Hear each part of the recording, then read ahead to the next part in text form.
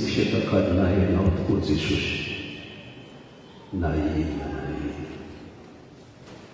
na izay mety ho zava-tsoa, mahafinaritra, mampanome voninahitra amin'ity tany ity aza, dia tsy misy atakadina ianao. Na reny tohina na reny tohina, dia tsy misy atakadina ianao zay arena tsara indrindra. Misaotra anao zahay Jesosy, fa besaka ny teny rehefa nambaranao taminay, zay mananatra anay mba tsy halanay amin'ny fahasoavanao. Ary io ihany koa no ambaranao aminay amin'ity andro ity, fa hanarena amin'ity tany ity dia matetika mampiala ny maro amin'izany fahasoavanao izany. Ngataka aminao zahay izao fotoana izao Jesosy. Tsy misy tsara afa-tsy ianao, ary tsy misy arena sarobidy ny ohatranao. Sambatra izay miala ao anatin'ny fahasoavanao Jesosy. Ngataka aminao indrindra zahay, iteny aminay indray amin'izao maraina izao, mba hampahazava zay tena ho ambara aminay. Anao ny teny, masina ny teninao, mpanota izahay, nefa nansoinao hanambara izany hafatra izany, ary nansoinao koa ihainy izany teninao izany. Mangataka famelan-keloko aminao zahay Jesosy, mba hahafahan'izany teny izany hitoetra ao anatin'ny fotay, ary tsy nitoetra ao ihany, fa mba hiainanay tokoa zay anatra rehetra mpitainao amin'izany teninao izany. Amin'ny anaran'i Jesosy Kristy avy any Nazareta no azony mangataka izany. Amen. Dia mifany miarapa-tsika rehetra iray ry avy natratra izao isan-taona izao, izay tao Etokotroky Betesda Ambohipao Antananarivo ity. Miarapa-tsika rehetra amin'ny alalan'ny toby lehibe Ankaramanaza sy ny sodapartany Manakara izay iankinan'izao toby himatonatesasika rehetra izao. Mankasitraka ny komity koa izay nandamina ka nanomenay anjara toloteny amin'ity alahady ity. Mankasitraka ihany koa ny amin'ny fanasana hiatrika izao isan-taona izao, satria hery lehibe ho anay tokoa ny fahatovavana eto, ary hery ho antsika rehetra koa izany. Ny tenin'Andriamanitra izay nomeny mpandamina na ny komity hotoriko amin'ity maraina ity, dia araka izay voasoratra ao Marka 2:20, ny andininy 1:40 ka hatramin'ny andininy 4:40. Marka 2:20, ny andininy 1:40 ka hatramin'ny andininy 4:40.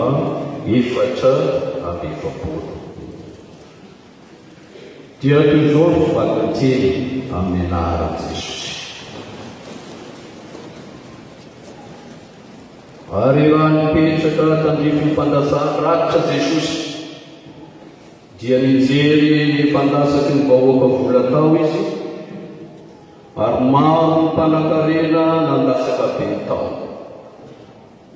Fa nisy mpitondratena malahelo anankiray kosa tonga teo, ka nandasaka farasakely roa ankevitry ny varo aventy ady. Ary Jesosy ny ansompianany hanatona azy ka nanao taminy hoe, lazay koa aminareo marina tokoa fa io mpitondratena malahelo io efa nanasaka be noho izay rehetra nanasaka tao amin'ny fandasan-drakitra.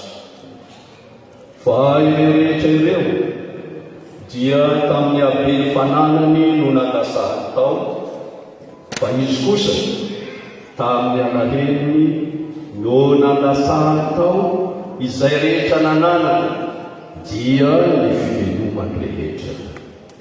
Ray masino manamasinanay amin'ny fahamarinana, ny teninao no fahamarinana. Amen.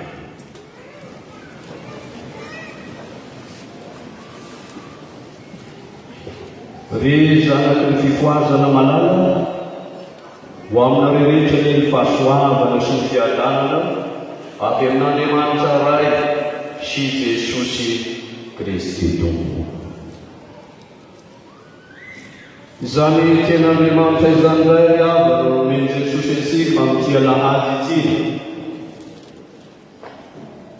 Tenin'Andriamanitra izay maneho toepon'olona anankiroa samy hafa ka nandraisantsika fampianarana anankiroa samy hafa ihany koa. Ny anankiray voalohany dia tsy hafa fa ny amin'ilay mpanankarena, fa ny faharoa ilay mpitondratena anankiray izay malahelo. Io no akatsika lesona amin'izao marina izao, manoloana ny fanomezana fony an'Andriamanitra na ny fanatitra omeny an'Andriamanitra. Dia hita miavaka sara ny saranga sy mitovy amin'ireo karazan'olona anankiroa ireo. Ny anankiray voalohany dia ny amin'ilay mpanankarena. Jesosy moa araka ny voalaza eto dia nipetraka tany fandasan-drakitra, mijery nanara-maso ny vola zay nanasikin'olona tao. Ary dia hitan'i Jesosy izay nalasaky ny mpanankarena araka ny nambara eto, fa nandasaka ny volana izy noho ny ampiasany izay ananany.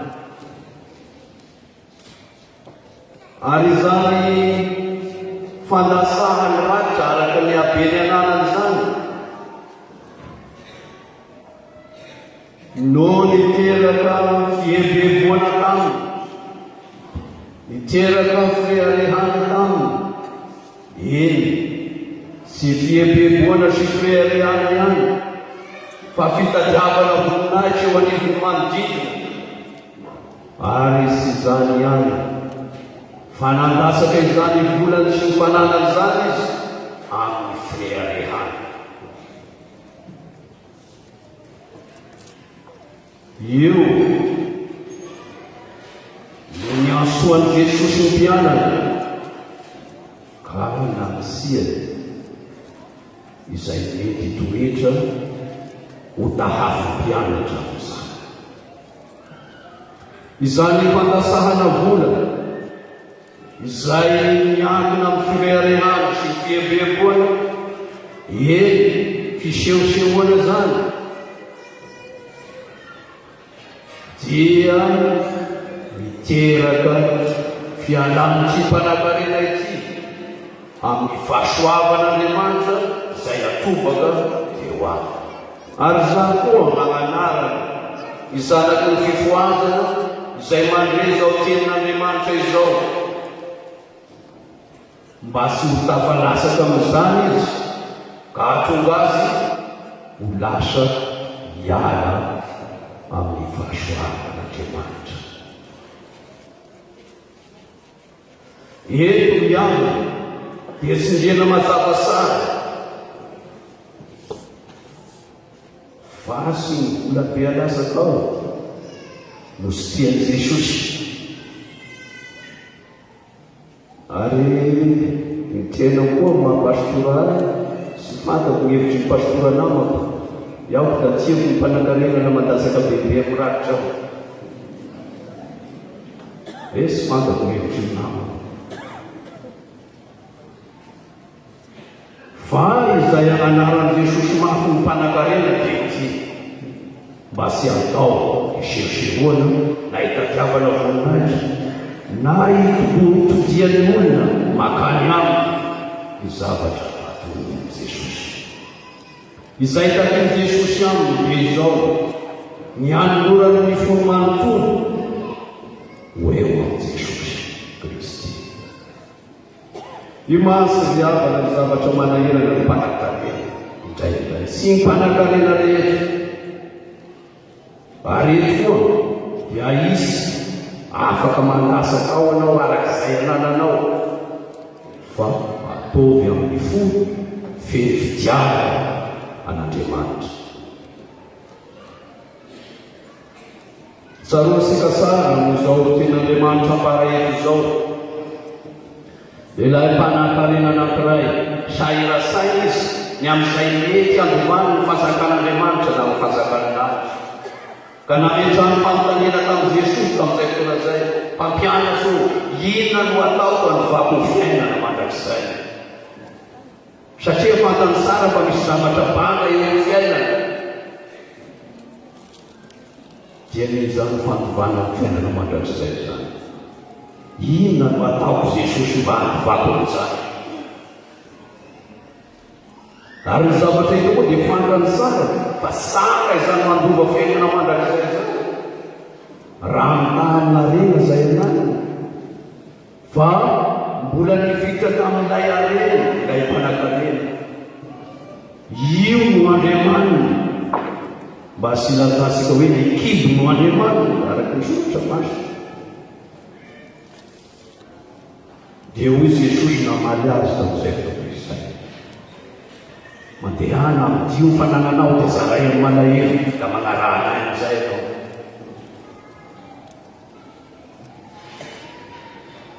niala tamin'ny alahelo ilay mpanankarena satria tsy mahafeny ilay arenany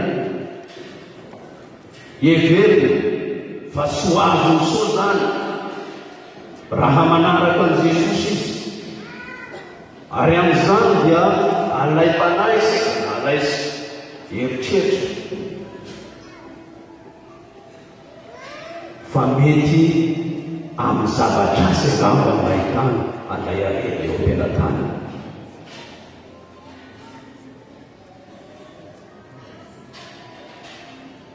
araka rehefa naminarateo na dia sy izay rehetra manankarena dia ho sahirasaina amin'izany fa Jesosy kosa dia miteny mazava tsara amintsika izao no voalaza ny teny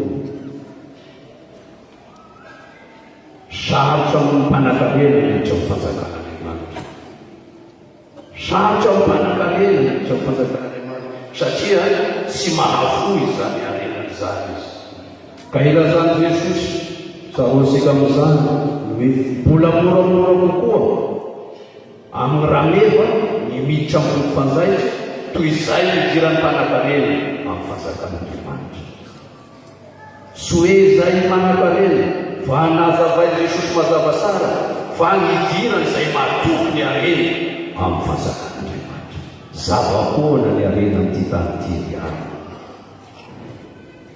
fa Jesosy izay anananao dia sady arena amin'ity tany ity io no arena any an-danitra koa ino no raha mahorenao ambonin'izany koa tena harena sarobidy Jesosy riavaka fa tiantoka isika raha sy mahasapan'izany amin'ity fiainana ity hoe mbola mahatra ao manana Jesosy sia riavaka tena manankarena ianao tena manankarena dia io no namisiany Jesosy ny mpianatra eny amin'ny siana ny zanaky ny fifoazana koa izay mandreza ho tenin'Andriamanitra izao asa matoky ny arena riavana fa mandrivotra anao miala amin'ny fahasoavan'Andriamanitra izany. Dia Jesosy Kristy izay maty tompony azizaliana ka nisangana tamin'ny maty mba ahafahana mandova fiainana mandrakizay. Manitona anao makany amin'ny fahaverezana izany raha sy mitanana izao senao.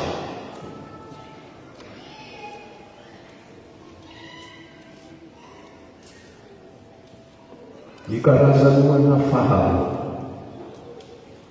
dia siama vao ilay mpitondratena malahelo izany koa. Izy dia nanasaka tao amin'ny fanasahana izay rehetra nananana hoe misoratra masina eto. Sy nisy nazany sy nieritreritra koa izy rianana hoe aiza iray ho ahitana kapoka iray efa avy eo raha lasa ity sia, na hoe aiza iray no ahafana ividisoka aorian'izao sia, sy nieritreritra na inona na inona fa fantany sara fa ilainy Jesosy ny fony. Fantany sara fa Jesosy nanome azy izay teo amperan'azy natolo an' Jesosy izany rehetra izany. Ary io no takin'Andriamanitra amintsika koa zany amin'ny fikoazana izay mandreza hoen'Andriamanitra izao. Atolory an' Jesosy izay mombanao rehetra, aza misy apenipeny na riava meo azy zany. Anazy lehibe fa nahoana ny tazominao, nahoana ny fiheninao. Saroana ho ten'Andriamanitra anankiray izao. Aza manahy ny amoaninareo na notafinareo na izay nisoinareo, aza manahy ny amin'izany. Fa ny voromanidina aza nikany androany ho an'ny androany tsy mieritreritra ny rahampiso izy. Ireny karakarain'Andriamanitra sy maika vaizao senao izay nampitovyan'Andriamanitra miendry ary ny fofonainy napetrany tao antso aminao. Izao sianao izay sy nataon'i Jesosy mpanompo fa antsoin'i Jesosy hoe misakaiza. Inona nanajoan'i Jesosy misakaiza?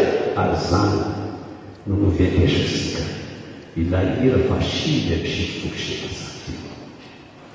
Inona no atakalosikani Jesosy? Tena sy disanana. Fa io ny tombony lehibe ho an'ity mivavy malahelo anankiray ity. Io ny tombony ho azy, natolony izay rehetra tao aminy ary natolony amin'ny fony manontolo izany. Izany mahatonga ny mpanoton'Andriamanitra mitolo teny ilay hoe atolory an' Jesosy ny mombanao rehetra, ny fonao, ny poketranao, ny mombanao manontolo, atolory an' Jesosy zany. Aza manana ihany riavana fa izaho miaretareo hoy Andriamanitra izay tompony asika. Dia hoy Jesosy miteny amiko sy miteny aminao manoloana an'izao fiesiny ity vivavy anankiray izay malahelo sady mpitondratena ity. Anaka atolory ahy ny fonao. Lazay Jesosy, anaka atolory ahy ny fonao. Ary zany tadiavin'i Jesosy indrindra mamosy aminao. Dia izao sianao tena ho takakevitra tanteraka hanolotra n'izany fosika izany ho azy. Fa nisy fanolorasika ny fosika ho an'i Jesosy, ny momba sika manontolo ho an'i Jesosy, mitondra sika makany amin'ny fialana amin'ny fahasoavan'Andriamanitra koa izany riava. Izay mety mpisanasanatsika na ny fanahiana misy amintsika eo amin'ny fiainana andavanandro, mitondra sika makany zany ary sy makany amin'ny fialana amin'ny fahasoavan'Andriamanitra ihany fa tena mitorisa moramora makany amin'ny fahaverezana mandrakizay izao sinao. io no antony anambarana amintsika zanaky fifoazana hatramin'izay ka hatramin'izao ny hoe mitandremasala fandrao hisy ary amin'ny fahasoavan'Andriamanitra.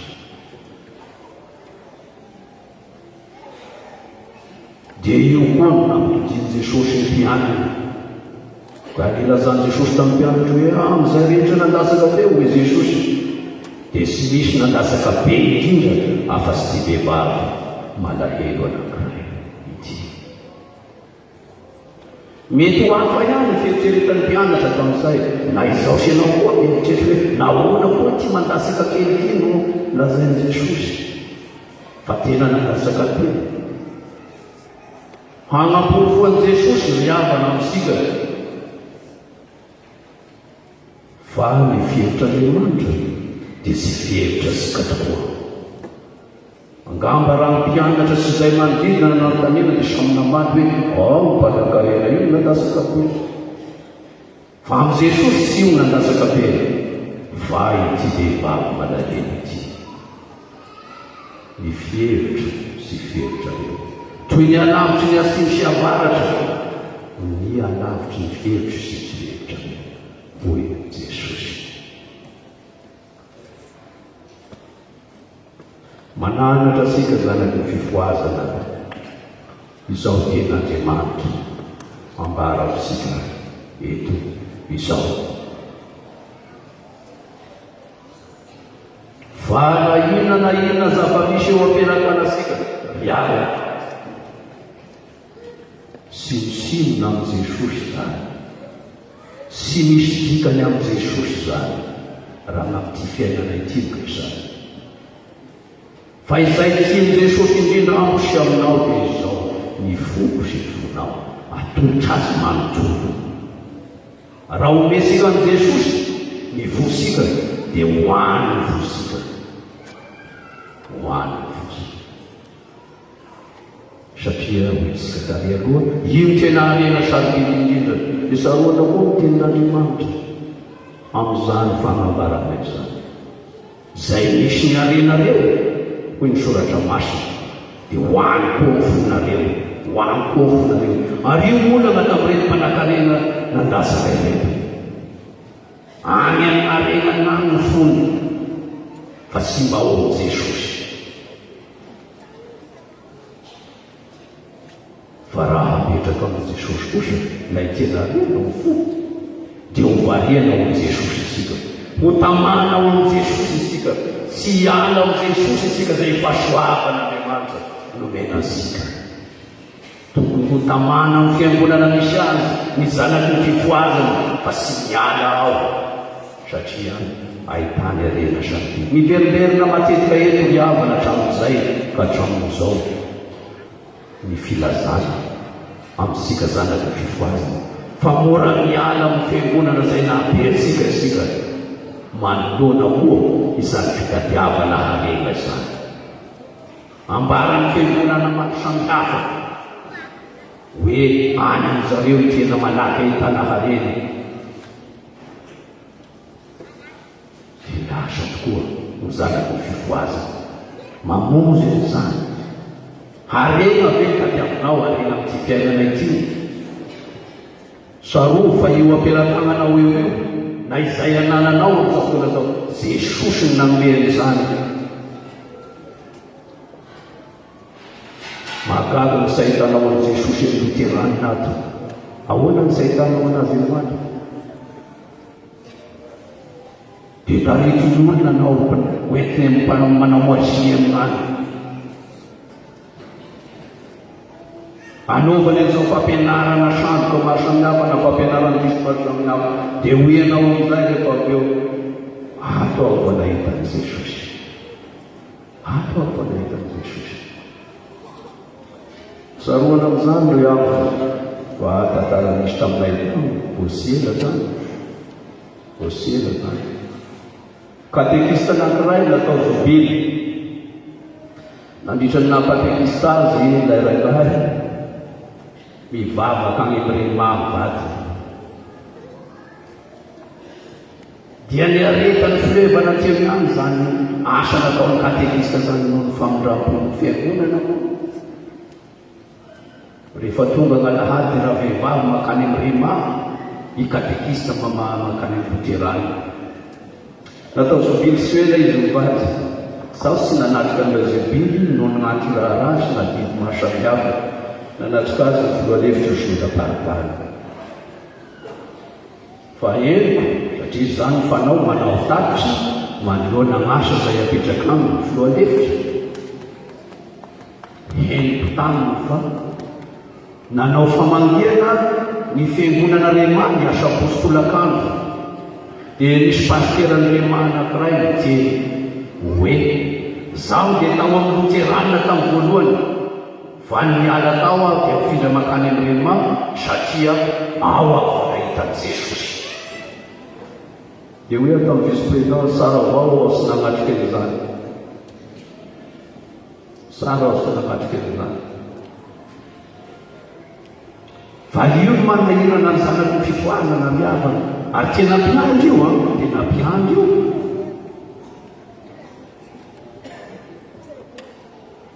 Ino sy mahatamanana ho ato. Dia tena fanontaniana zany inona sy mahatamanana ho ato. Sy hitanao ve Jesosy ato? Dia teniko mandrakariva koa ry havana izao efa mitoro ny teny zaho sy manameriko an'ireny fiangonana reny, zaho sy manao hoe diso reny, fa izao ity tondrananareo amin'ny luterana ity sy mahavery anareo ty, tena sy mahavery anareo ty. Ataonareo hoana ny tarika anareo makany amin'ny fahaverezana.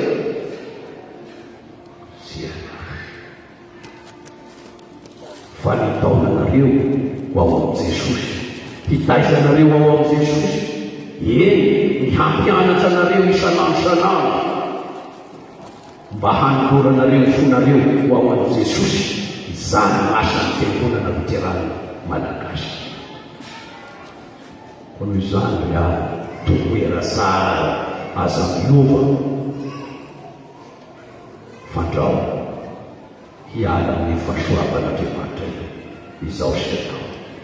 Voninahitra leo an'Andriamanitra raisy zanaka ny fanamasina zay aza tramotraretrika ka ho matra raisy ho aminareo rehetra ny fahasoavan'i Jesosy Kristy Tompo sy ny fitiavan'Andriamanitra ray ary ny firaisana.